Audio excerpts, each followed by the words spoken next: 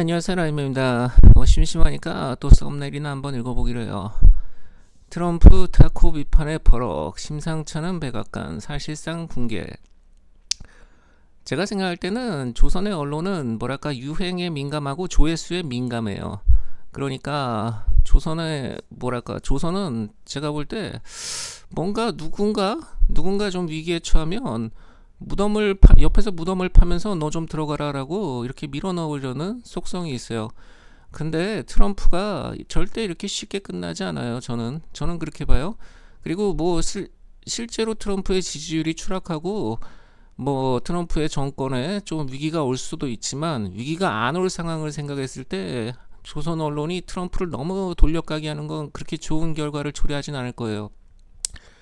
저는 요번에 이란과 트럼프가 전쟁을 하면서 트럼프가 중간중간 동맹국들 주로 유럽을 언급하긴 했지만 틈만 나면 한국도 언급하고 일본도 언급하잖아요.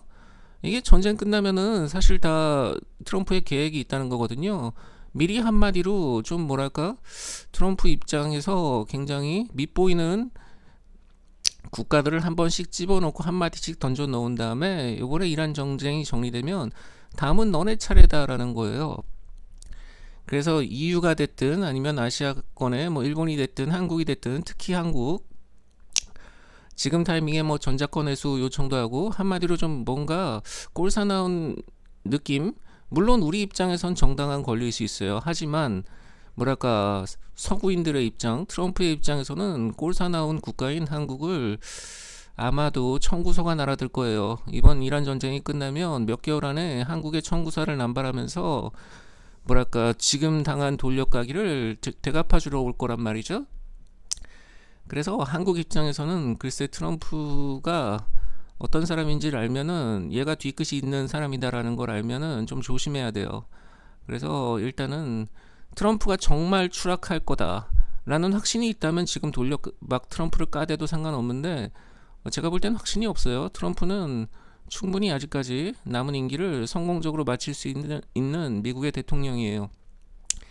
너무 까댔다가 나중에 쳐맞을 수 있다라는 위험이 있어요. 호르무즈 말고 또 있다. 해적 케이블 언급의 술렁.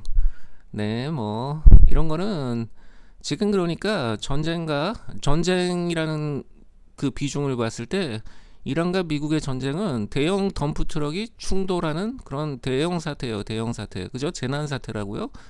일종의 국가 재난 사태 그 정도라죠. 근데 그거 말고 소소한 것들은 가령 이란이 선박을 납포했다든가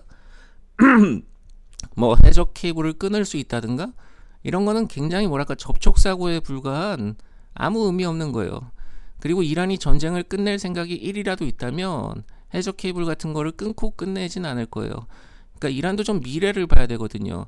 지금 내가 이 사단을 저질렀을 때 한마디로 주변 국가들의 민폐를 끼치잖아요.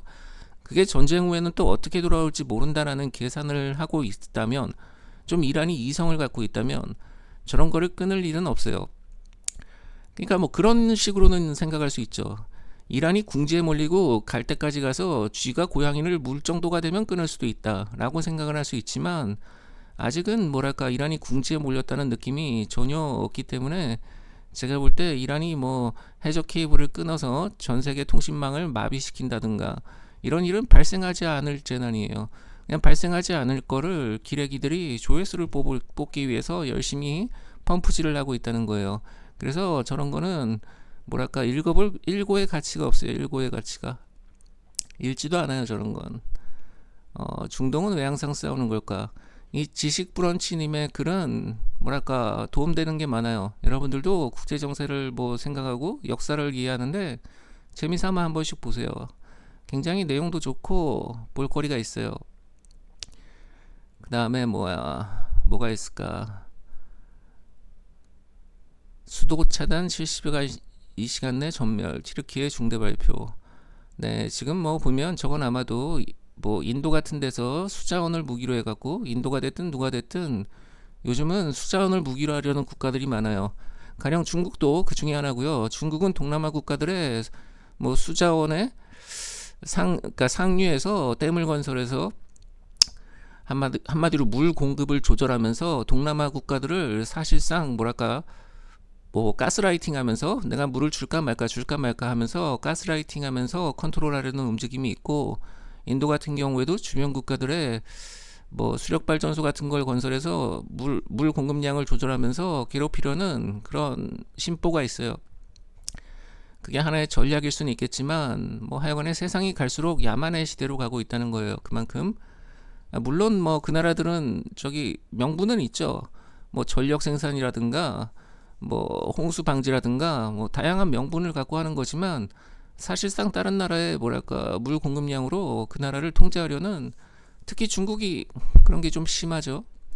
하여간에 세계가 갈수록 저기 험난해지고 있어요. 이제 평화의 시대라고 볼 수 없어요. 이거는 총성 없는 전쟁의 시대다. 물론 요즘은 총성도 있죠.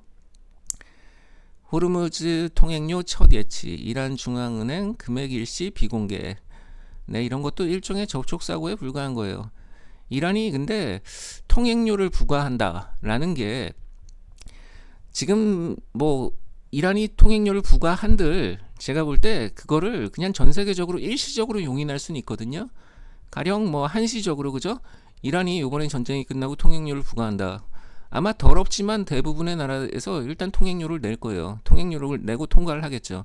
근데 그 후에 벌어질 사건은, 사실 이란이 통행료를 받는 순간 그 다음부터는 이란배가 전 세계 어디에도 제대로 못 돌아다니는 사태가 발생할 거예요. 그러니까 전 세계적으로 이란배를 왕따를 시키겠죠. 아니, 호르무즈 통행할 때 통행료 받는 나라 국가 배라는 거잖아요. 그 다음에 이란배는 그런 통행료 받는 게 한 1년 되고 2년 되고 몇 년 되다 보면 밑보여갖고 전 세계 어느 나라 항구에서도 제대로 정박하지 못하고, 다른 나라 통과할 때 오히려 이란배한테 통행료를 징수하자는 말이 나올 수 있어요. 그래서 이란이 호르무즈에 통행료를 부과한들 제가 볼 때 그게 오래 갈 수 없는 건, 이란배가 전 세계 어디에도 안 가고 그냥 이란에만 있을 거라면 상관이 없는데, 뭐 상호주의라는 게 있죠. 너네 나라는 통행료 받는데 우리라고 못 받을까? 아니, 내가 안 받더라도 이란 너한테는 받겠다 라는 식의 태세 전환이 나올 수 있어요. 그래서 어차피 저런 거는 이란이 통행료를 받은들 그렇게 오래 가지 못할 거라서, 저는 뭐 받더라도 일단 이 문제를 해결하는 게 당장은 중요하다 생각하고, 저런 거는 시간이 지나면 없어질 수밖에 없어요. 왜냐하면 이란배도 다른 나라를 못 돌아다닐 거기 때문에.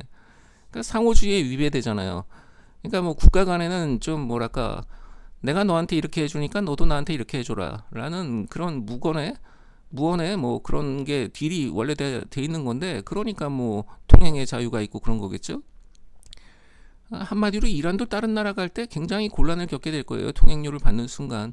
그냥 전쟁 후에는 사람들이 다 석유에 굶주렸으니까 한시적으로는 뭐 그냥 돈 내고 통과하는 게 어떻게 보면 좋을 수 있어요. 그냥 이란에서 안전을 책임지고, 그죠? 아니, 그래서 뭐 통행료의 문제는 그렇게 심각한 건 아니에요, 사실.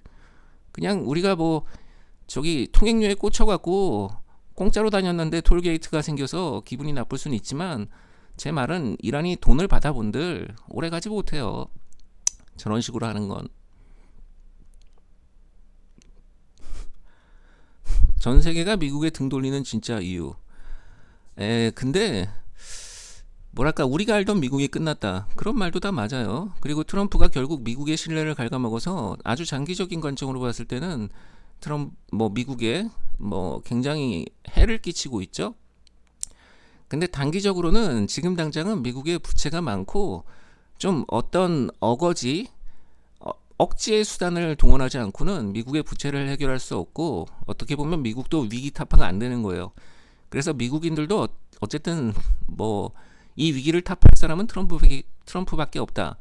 뭐 그런 거 있죠. 제가 말이 잘 기억이 안 나는데, 뭐 차악을 선택한 거죠. 차악을, 제가 볼 때. 근데 물론 미국도 좀 문제가 많다고 생각해요. 자꾸 고령의 대통령을 선출해 대는 거나, 미국 그 넓은 나라에서 좀 제대로 된 인물을 뽑아내지 못하는 그런 문제는 물론 있는데, 또 트럼프가 당선된 데는 굉장히 어그로를 잘 끈다는 거. 이 어그로라는 거는 안티팬도 양산하지만 또 은근히 이 사람에 대해서 아예 몰랐으면 트럼프에 대해서 그냥 모르고 살 사람들이 트럼프에 대해서 알게 되면서 그의 말과 행동에 동조하는 사람들도 굉장히 많이 생겨나게 되는 거예요. 트럼프가 뭐랄까 대통령까지 될 수 있었던 데는 어그로를 끄는 기술이 굉장히 유용하게 작용했다고 볼 수 있죠. 트럼프를 싫어하는 사람은 굉장히 싫어하겠지만 또 좋아하는 사람은 굉장히 좋아할 수 있고, 요즘 유튜브 같은 데서도 어그로 끄는 이유가 그런 거잖아요. 안티팬도 팬이다 라는 그런 개념이잖아요. 그래서 트럼프의 어그로로 결국 대통령이 됐다라고 쳐도 아주 능력이 없는 사람은 아니에요. 제가 볼 때 어떤 식으로든 현대사회에 잘 적응했고 현대사회에서 살아남는 기술을 터득한 사람이다라고도 볼 수 있어요. 네, 아무튼 트럼프의 전 세계가 등 돌리는 이유, 임기 중엔 등 돌리면 안 돼요. 어차피 임기 지나면 다 등 돌릴 거지만 임기가 한 1년 남았을 때까지는 트럼프에 등 돌리는 게 나쁜 선택이 될 수 있다라는 거예요. 왜냐하면 트럼프가 여전히 미국의 대통령인 이상 이놈이 사실 좋은 놈이든 나쁜 놈이든 간에 다른 나라에다가 뭔가 각종 억울한 상황을 만들어낼 수 있기 때문에 여전히 전 세계가 등을 돌려도 한국은 트럼프에 당장은 등을 돌리면 안 돼요. 나중에 돌려야죠. 전쟁 끝나면 유동성 몰려온다. 골든타임 놓치지 말아라. 맞는 말이죠. 사실 전쟁이 우리가 끝난다는 확신만 있다면 여전히 주식을 사야 할 때예요. 물론 저는 그냥 끝날 거라고 보고 하고 있지만 전쟁이 끝난다는 시그널은 양쪽 다 이제는 더 이상 사람을 많이 죽이고 싶어 하지 않는다는 거예요. 물론 이스라엘은 여전히 사람을 죽이고 있지만 그거는 사실 또 어떻게 보면 큰 문제가 아니에요. 전 세계 주식시장을 좌지우지하는 건 이스라엘이 아니라 어쨌든 미국이라는 거죠. 당장은. 아니 그래서 미국이나 이란이나 지금 당장 언제 또 다시 바로 전쟁이 내일 모레 날지도 모르겠지만 당장은 서로 간에 소소한 접촉사고 내도 사람을 죽이지 않는다는 거, 그죠? 그것만 해도 저는 일단 협상 가능성이 굉장히 높아진 상황이다라고 볼 것 같아요. 가령 이란도 지금 군부에서 강경파가 집권해서 협상이 잘 안 될 것 같다 이런 말이 나오고 있지만, 진정한 강경파라면 뭔가 일을 저질러야 돼요. 좀 약간 어이가 없더라도 갑자기 기습 공격을 한다든가 아니면은 선박을 단순히 납포하는 거에 그치지 않고 인명살상을 해야 돼요. 그쯤 되면 이제 저도 휴전이 될 거다, 그러니까 종전이 될 거다 이런 얘기는 안 하겠죠. 그러니까 원래 전쟁 막바지에 사람이 죽어나가면 종전 가능성이 갈수록 사라지죠. 근데 사람이 안 죽어나가고 있다는 건 여전히 종전 가능성이 높아지고 있다는 거예요. 이스라엘은 좀 별개의 문제죠. 이스라엘은 약간의 통제불능 그런 건데, 이스라엘도 거의 사실상 목적을 달성했죠. 그러니까 이제 레바논도 거의 다 때려 부셨잖아요. 그러니까 목적 달성에 근접했다 볼 수 있고, 이란을 때리는 것도 이미 때릴 만큼 때렸잖아요. 사실상 이쯤이면 분노 조절 장애가 좀 약간 잠시 진정될 수 있을 것 같아요. 네, 또 별게 없네요. 다음에 또 한번 읽어보기로 해요. 감사합니다.